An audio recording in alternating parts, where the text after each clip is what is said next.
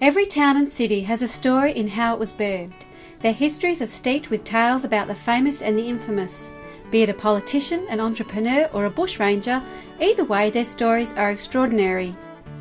Bunbury has produced some extraordinary citizens. It has born and bred 3 state premiers, Sir John Forrest, Sir Newton Moore and Sir James Mitchell.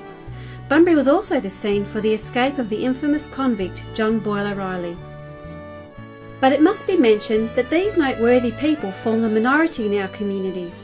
Commonplace, ordinary citizens are the ones who form the vast majority of the population. It is these ordinary citizens who build communities by voting for the politicians, keeping the entrepreneurs in business and gossiping about the infamous. One such ordinary pioneering family are the Kings. There are no significant achievements recorded about them. In fact, there are very few records available.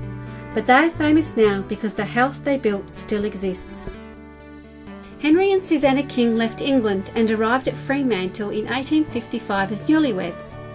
Being from the working class, they had little money but were prepared to work hard for a better life in Australia. Soon after their arrival, Henry joined the police force. It was some 15 years later, during the mid-1860s, that Henry and Susanna moved to Bunbury and reared their 6 children. It isn't known what attracted the Kings to Bunbury, but it was an opportune time as Bunbury was finally beginning to prosper. Henry established himself as a brickmaker, with his works near the estuary at the northern end of what is now King Road. His bricks were used for many buildings in Bunbury and Busselton.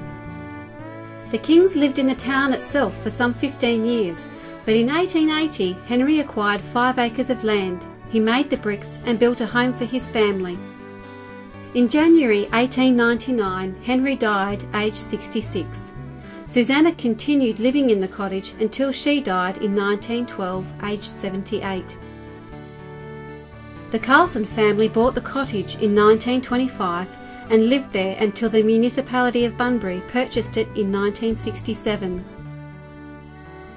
Today, King Cottage is a museum, a celebration to the ordinary, pioneering, working-class families who immigrated to Australia with a dream of creating a better life for themselves and their children. King Cottage Museum is open daily to the public and available for private bookings. The school excursion program is aimed at years 2 through to 6 and links with some of the history curriculum's requirements. It provides hands-on experience by allowing students to step back in time so they can better understand life as a pioneer.